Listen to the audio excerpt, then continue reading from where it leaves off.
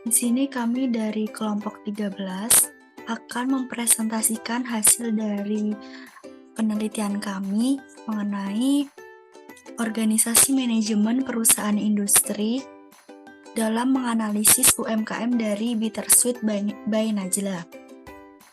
Adapun anggota dari kelompok kami yaitu saya sendiri, Serlinton Mutiara Faiza, CP185, ada Nur Komariah, CP168, dan Aldis Tamara Putri Iskandar, CP123. Untuk slide selanjutnya akan dijelaskan oleh rekan saya. Ya, baik. Profil UMKM Bittersweet by Najla. Bittersweet by Najla adalah bisnis yang dimulai sebagai bisnis rumahan. Pendiri dan pemilik Bittersweet by Najla yang dikenal dengan Najla Farid Bashir atau Ala, ia menciptakan sebuah inovasi yaitu dessert box yang awalnya belum ada di Indonesia. Dengan modal minim, Najla mengaku tak menyangka bahwa usahanya akan laris manis. Bittersweet by Najla ini mulai populer di masyarakat karena rajin dalam melakukan endorsement ke beberapa selebgram dan juga ke selebtok. Lalu, untuk meningkatkan kesadaran dan pendapatan respon positif dari pasar, sudah berdiri selama 3 tahun. Tentunya setiap perusahaan memiliki kendalanya masing-masing. Namun Najla selalu memiliki ide untuk bertahan. Najla dan timnya selalu mengikuti tren yang ada. Sekarang, Bittersweet by Najla telah memiliki 9 outlet yang ada di Kemang, Kalibata, Radio Dalam, Sunter, Rawamangun, Bogor, Depok, dan juga Bali, juga Surabaya. Selain itu, Bittersweet by Najla memperluas pasar lewat kafe yang instagramable dan juga melalui situs e-commerce. Next. Nah, di sini ada analisis faktor internal atau IV. Analisis faktor internal atau IV ini merupakan alat yang digunakan dalam perancangan strategis untuk mengevaluasi kekuatan dan juga kelemahan internal dari suatu organisasi atau perusahaan. Ini membantu organisasi untuk memahami bagaimana faktor internal mempengaruhi kinerja mereka dan bagaimana mereka dapat memanfaatkan atau mengatasi faktor-faktor tersebut dalam rangka mencapai tujuan strategisnya mereka. Analisis faktor internal atau IV ini dari Bittersweet by Najla diantaranya yang pertama, identifikasi dan penilaian terhadap kekuatan internal utama Bittersweet by Najla seperti kualitas produk, manajemen operasional, sumber daya manusia, dan juga kemampuan finansial. Kemudian evaluasi kelemahan internal seperti masalah operasional, permasalahan manajemen, atau kekurangan dalam infrastruktur. Next. Nah, yang kedua ini adalah analisis faktor eksternal atau EV. Pentingnya faktor eksternal dalam proses ini yaitu memastikan bahwa strategis bisnis yang dikembangkan dapat beradaptasi dengan baik dan juga memahami bagaimana merespon peluang dan juga tantangan yang ada. Fokus utama dalam mengamati faktor eksternal yaitu mengidentifikasi dan menilai tren yang berkaitan dengan produk atau layanan yang sedang dikembangkan. Analisis EV ini dari Bittersweet by Najla diantaranya yang pertama, identifikasi peluang eksternal yang dapat dimanfaatkan oleh by Najla seperti tren konsumen, perubahan dalam perilaku makanan, atau peluang pasar baru. Kemudian ada evaluasi ancaman eksternal seperti persaingan ketat, fluktuasi harga bahan baku, atau perubahan regulasi pemerintah yang dapat mempengaruhi bisnis. Next. Nah, di sini ada analisis matriks SWOT. Analisis SWOT adalah suatu metode yang digunakan untuk mengevaluasi situasi atau kondisi internal dan juga eksternal suatu organisasi atau perusahaan maupun proyek. Menurut Freddy Rangput, pada tahun 2004, menjelaskan bahwa analisis SWOT adalah proses mengidentifikasi berbagai aspek secara terstruktur guna merumuskan suatu strategi perusahaan. Pendekatan ini bermuara pada prinsip untuk memaksimalkan kekuatan atau strength dan peluang atau opportunity dengan meminimalkan kelemahan atau weakness dan juga ancaman atau threats. Next, dilanjut oleh rekan saya. Baik, saya lanjut dengan analisis matriks SWOT.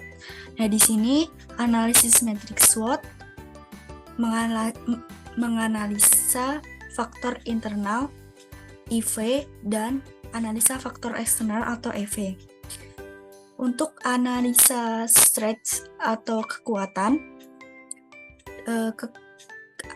analisis strength kekuatan pada Bittersweet by Najla antara lain yang pertama, Bittersweet by Najla dikenal dengan produk dessert dan kue berkualitas tinggi dan lezat. Yang kedua, menghasilkan dessert dengan menggunakan bahan premium agar menjaga kualitas produk, dan dalam pendekatan ini dapat meningkatkan tingkat kepuasan pelanggan. Yang ketiga, bisnis ini seringkali menciptakan menu baru yang inovatif, menarik pelanggan baru. Yang keempat, produk mudah didapat.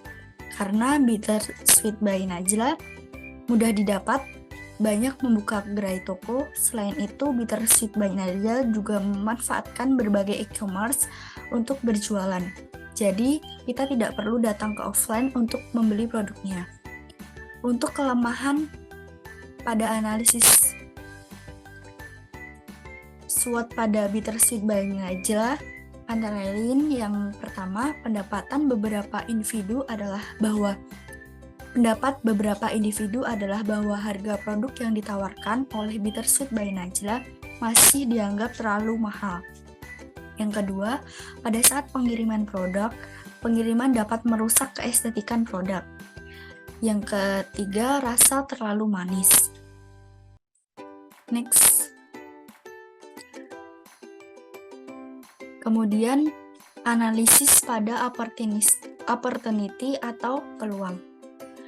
Yang pertama, sifat konsumerisme masyarakat yang gemar mengikuti tren. Yang kedua, memanfaatkan pemasaran online dan memanfaatkan platform pemesanan makanan serta aplikasi pengiriman. Yang ketiga, banyak masyarakat mementingkan kualitas produk daripada harga.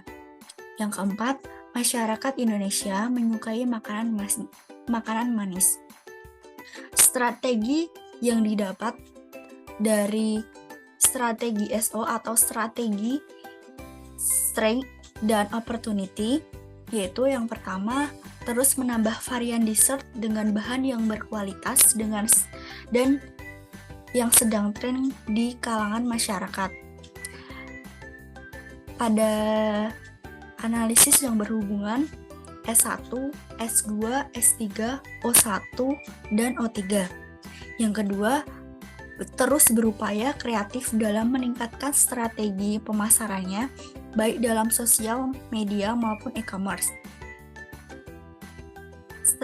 Analisis yang berhubungan yaitu S4 dan O2. Strategi WO yang didapatkan atau strategi weakness dan opportunity. Yang pertama, mengadakan promo menarik pada event-event tertentu agar pelanggan lebih tertarik untuk membelinya. Analisis yang bersangkutan yaitu W1, O1, dan O2. Kemudian yang kedua, menggunakan kemasan produk yang baik. Memilih jasa pengiriman yang cocok, memantau pengiriman produk hingga sampai ke tangan konsumen dalam keadaan baik. Analisis yang bersangkutan ada W2 dan O2. Next.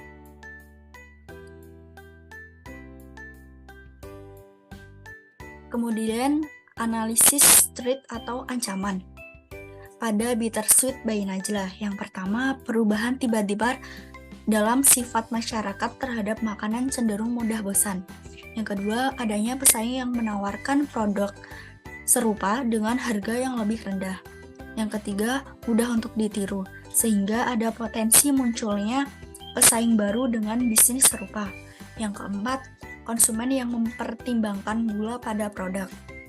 Strategi yang diperoleh dari ST atau strategi Strength dan Trade. Yang pertama, terus berinovasi agar tidak kalah dengan kompetitor. Analisis yang berhubungan S3, T1, T2, T3. Yang kedua, menjaga cita rasa yang tidak dimiliki oleh kompetitor. Analisis yang berhubungan S1, S2, S3, T2, dan T4.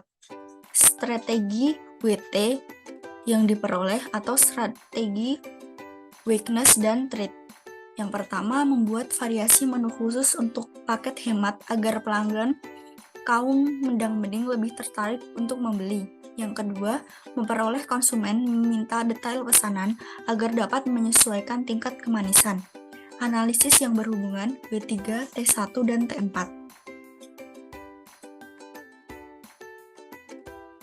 Oke, selanjutnya ada hasil responden dari kuesioner.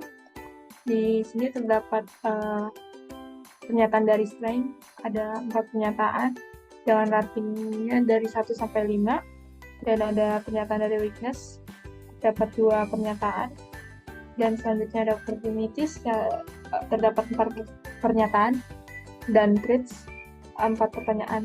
Pada tabel hasil responden kuesioner terdapat 20 responden dengan 4 pernyataan strength, 2 pernyataan weakness, 4 pernyataan opportunities, dan 4 pernyataan traits, yang dimana rating 1 artinya tidak setuju dan rating 5 itu artinya sangat tidak setuju. Sangat setuju.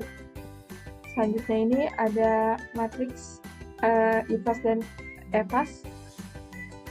Di sini bobot didapat dari hasil jumlah dengan hasil jumlah total dari strength dan weakness untuk matriks IPAS. Rating didapat dari jumlah strength dan weakness dibagi dengan jumlah responden.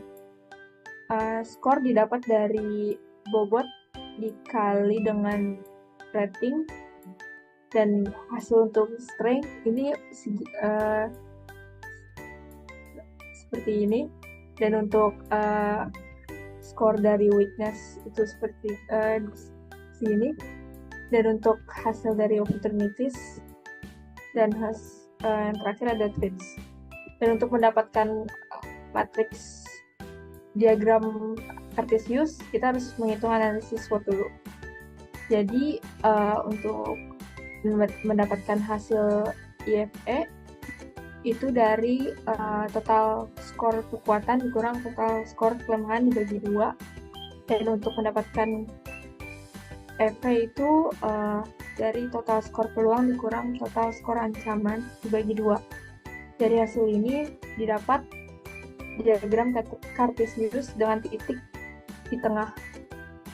Selanjutnya ada kombinasi strategi. Di sini ada SO, yaitu dari strength dan opportunities. Didapat dari hasil skor strength ditambah dengan hasil skor opportunities. Selanjutnya ada WO, weakness dengan opportunities. Didapat dari skor weakness dengan hasil skor opportunities. Selanjutnya ada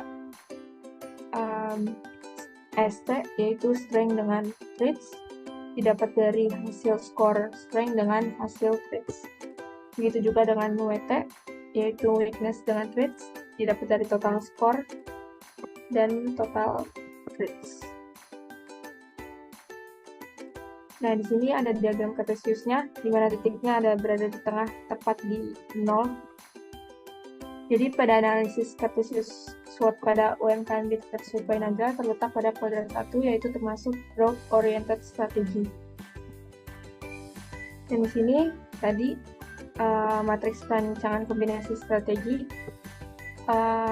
strength-nya itu dari SO menggunakan kekuatan untuk memanfaatkan peluangnya, kita dapatnya 3,77 sekian. Dan untuk WO mendapat skor 3,02 sekian, dan ST mendapat skor 3,6 sekian, dan WT mendapat skor 2,9. Selanjutnya ada kesimpulan berdasarkan hasil analisis IP, EP, dan SWOT dari UMKM Bittersuit by Naga strategi yang dapat dilakukan yaitu memanfaatkan kekuatan yang dimiliki UMKM Bittersuit by Naga untuk mengambil peluang yang sebanyak-banyaknya, dan hal yang dapat dilakukan adalah mempertahankan dan meningkatkan calon pelanggan pasar penikmat makanan manis yang berkembang di Indonesia.